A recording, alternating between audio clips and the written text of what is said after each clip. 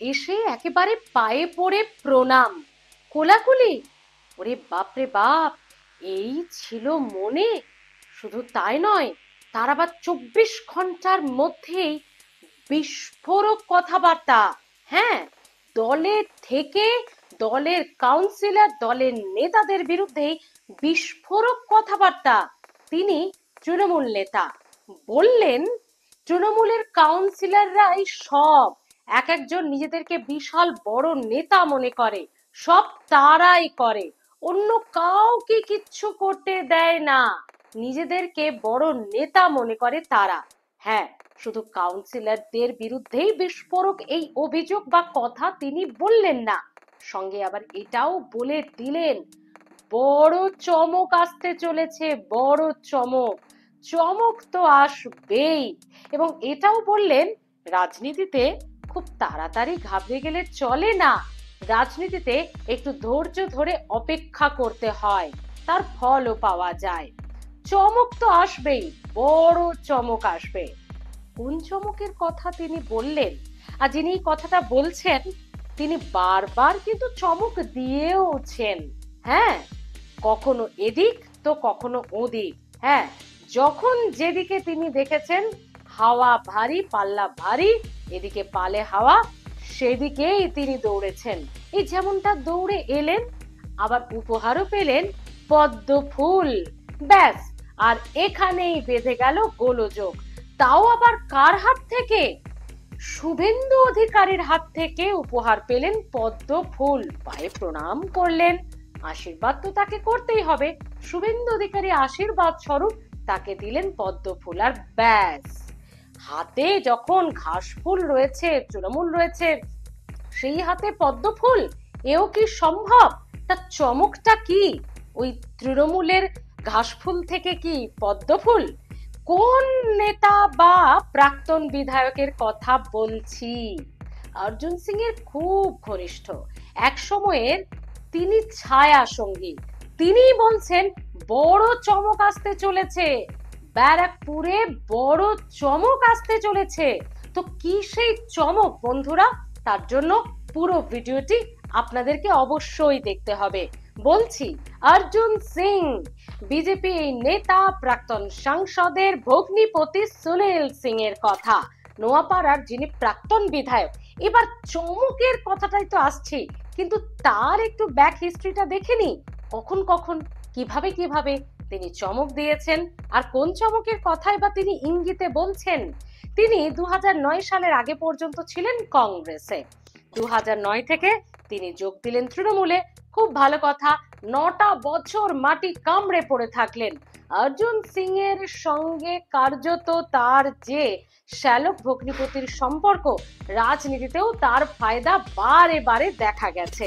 2018 এই সালে তিনি তৃণমূল কংগ্রেসে বাই ইলেকশনে প্রার্থীও হয়ে গেলেন। ফায়দে পে ফায়দা, মানে 2009 সালে কংগ্রেস ছেড়ে তৃণমূলে যোগ দিলেন, 2018 সালে নোয়াপাড়ায় বাই ইলেকশনে দাঁড়ালেন, জিতলেনও।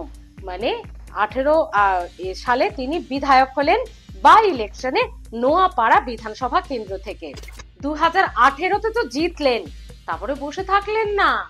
এখন তিনি বলছেন রাজনীতিতে ধৈর্য ধরতে হয়, তখন কিন্তু ধৈর্য ধরেননি। 2019-এ বাপরে বাপ, যখন রাজ্যে গেরুয়া ঝড় উঠবে উঠবে, তিনি বুঝতে পারলেন কিছু একটা বোধহয় হতে চলেছে, সব সাংসদই বোধহয় এবার বিজেপির হয়ে যেতে চলেছে। ব্যাস, তিনিও পাশা পাল্টে দিলেন, একদম দল পরিবর্তন, চলে এলেন বিজেপিতে। তো শ্যালক যেখানে আছে, ভগ্নিপতি কি সেখানে না এসে থাকতে পারে? শুরুর থেকে দুজন একসঙ্গেই চলছে, অর্জুন সিং বিজেপিতে, সুনীল সিংও বিজেপিতে।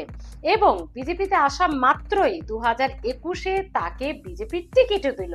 ওই যে নোয়াপাড়ায় বাই ইলেকশনে তৃণমূলের টিকিটে জিতেছিলেন, এবার 2021-এ বিজেপি তাকে বিজেপিতে জয়েন করার গিফট তো দিতে হবে ভাই। দল ছেড়ে এলাম, বিধায়ক আমি, তো বিধায়ক হয়ে দল ছেড়ে এলেন তৃণমূল থেকে বিজেপিতে, বিজেপি তাকে টিকিট দিল, কিন্তু 2021-এ হেরে গেলেন সুনীল সিং।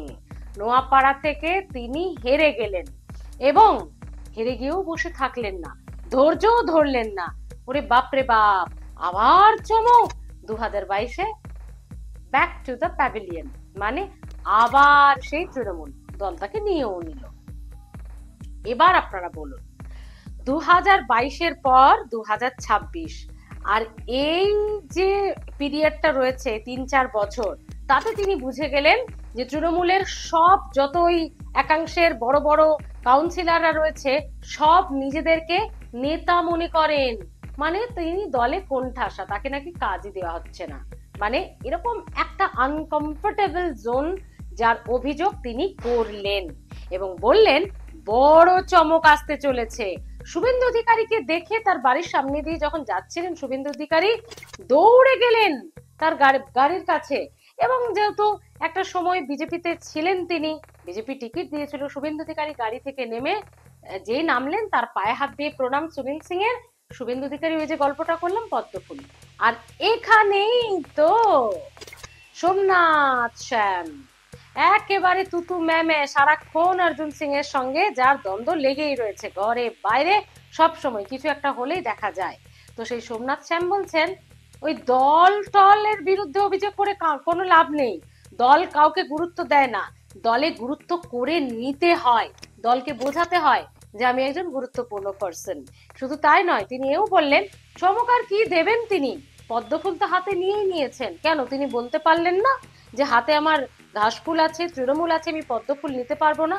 তো পদ্মফুল তো নিয়েই নিয়েছেন, আবার চমক কি?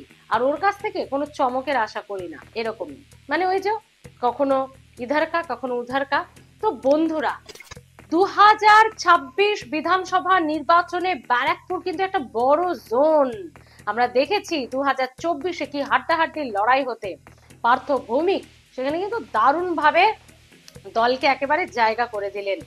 অর্জুন সিং তিনিও তো মাঝখানে কোথায় ছিলেন বোঝা যাচ্ছিল না, যে কখন তিনি বিজেপি, কখন তৃণমূল, কখনো তিনি ব্রিগেডে চলে যাচ্ছেন প্রার্থী তালিকায় নিজের নাম শুনতে। তো এই তো অবস্থা ছিল। সুনীল সিংও সে পথেই কি হাঁটবেন, মানে অর্জুন সিং এর পথ ধরে আবারও কি তিনি ঘাসফুল ছেড়ে বিজেপিতে? আর যদি হয় তাহলে সত্যি ব্যারাকপুরের মতো গুরুত্বপূর্ণ এই জোনে কোনো কি এফেক্ট পড়বে বিধানসভা 2026 নির্বাচনে? কিভাবে দেখছেন বন্ধুরা? সুনীল সিং বড় চমক বিধানসভা নির্বাচনের আগে, এই যে সুনীল সিং এর বড় চমকের কথাটার উল্লেখ, উচ্চারণ, সেই বড় চমকটা কি হতে পারে তিনি এটা উল্লেখ করে দিয়েছেন। ব্যারাকপুরে বড় চমক আসতে চলেছে, বড় চমক তো আসবেই। কি হতে পারে বন্ধুরা? সুনীল সিং এর আবারও তৃণমূল ছেড়ে বিজেপিতে যোগদান, আর যদি করেনও সেটা কি সত্যি বড় চমক হবে? 2009 থেকে তার ইধার উধার এই পুরো বিষয়টা তো আপনাদের সামনে তুলে ধরলাম। কিভাবে দেখছেন জানাতে ভুলবেন না, অবশ্যই কমেন্টের আশায় থাকলাম। ভালো থাকবেন।